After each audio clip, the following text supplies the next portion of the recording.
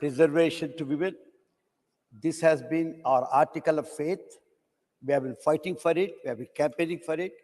Our leader, the Chief Minister KCR, was in forefront in this movement ever since the day one we got our state. So that should be my first assertion. Later, I would other development.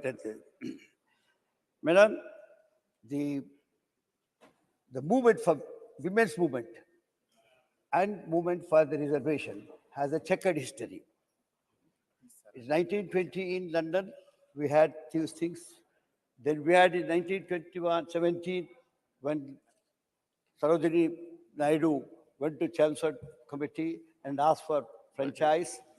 So we had gone through many things. So this movement, this particular movement for the reservation or the say, voice of the people in the legislature is an old one and a very noble one. So let me start my speech by quoting Mr. Ambedkar, who said, "No country can go forward which leaves the women behind." This was his golden words in the parliament. But at the same time, the same Constituent Assembly had some reservations over giving reservations to women in the legislature. Therefore, I say, since you have brought such a historical bill, which all of us, I am privileged to be a part of it, most of us joining, is a very great time. And I would, rather, I'm tempted to quote the famous words of Victor Hugo, who said, "No force on earth can stop an idea whose time has come." Having said that, I have my own dilemma. It's not called cynicism. You might call my opponents, but I have my own doubts whether the time come or not.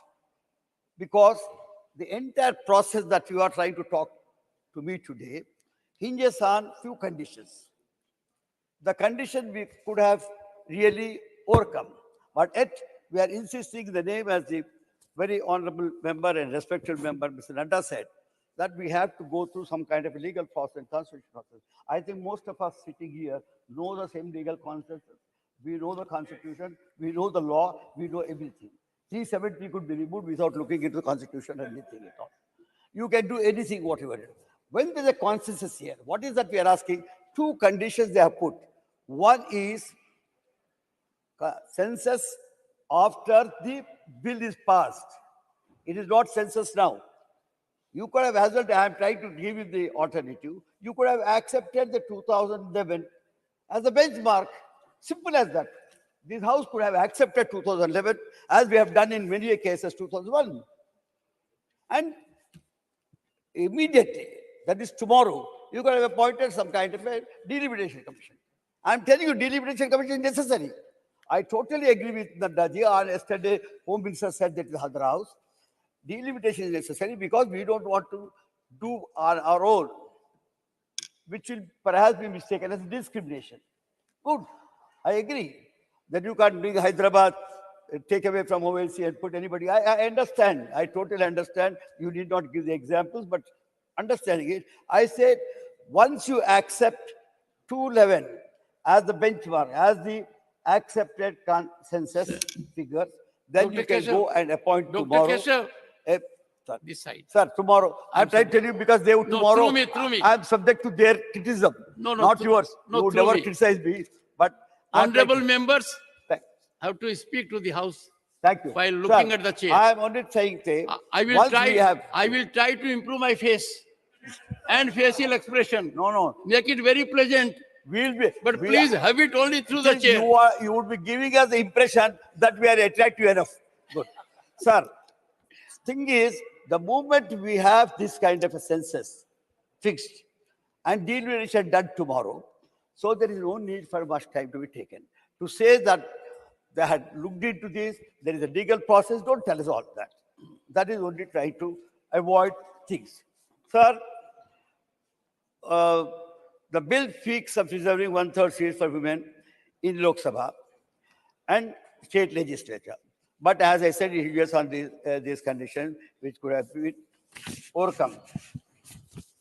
I want to do census means disadvantage. Again, there's a second point about census. I'm not opposing census because of the legalities that you talked about.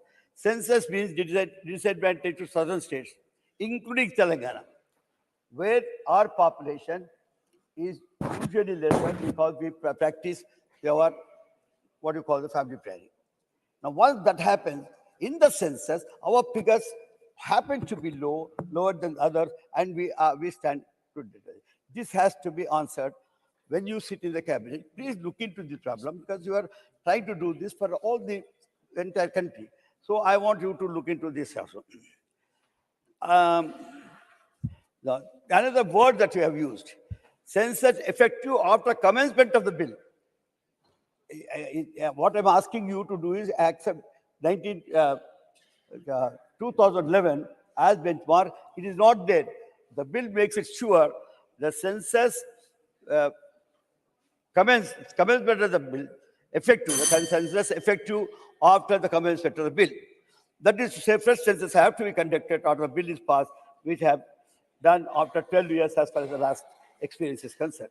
Even after such a census, Delimitation Commission will sit to decide on reservation of seats. Which seats they will do? Delhi is an experience. They took 1 year, and the last delimitation is an experience where they took 2 years. Of course, this is constitutional compulsion. I agree. There has to be delimitation, as I've already said.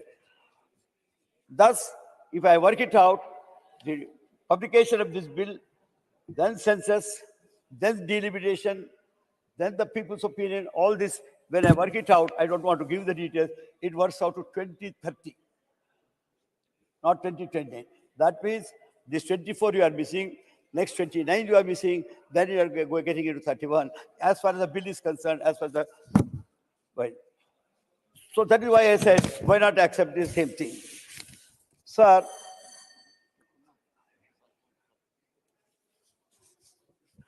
then this delimitation, the commission, the delimitation, is time over, sir? Minutes. Time is over. Wind up, wind up, wind up. Sir, this delimitation which you are saying is advisable. My God, is it? I agree with you, sir. Sir, this delimitation commission has to be appointed not by the state government. It is by CEC. It is under the guidance of CEC. But for God's sake, not under the proposed politically motivated CEC. Let there be a CEC which is honest, which is truthful, which is really a true sense which all of us accept as our thing. So I'm telling you, I had my doubt. Yesterday, I had an half-an-hour discussion with the leader of the House, Mr. Goyal. Thank you. I insistently asked him whether are they really true to themselves in this bill. He said, yes, they are truthful. That is why I said I will join you because we are supporting it, but let us be truthful. Thank you, Dr. Keshav. Thank you. All right, sir. Then I leave the other issues to my other speaker who is speaking. Yes. Because it has a big history. This has to be told. Whatever history it is, you have brought it. We are thankful to you. We are supporting it. But at the same time, please think, don't do it for political thing. There is a competition, political competition here and there. Somebody taking credit. Whoever takes the credit, let the ladies and this nation get this kind of a historical bill. That is why. Thank you very much, sir.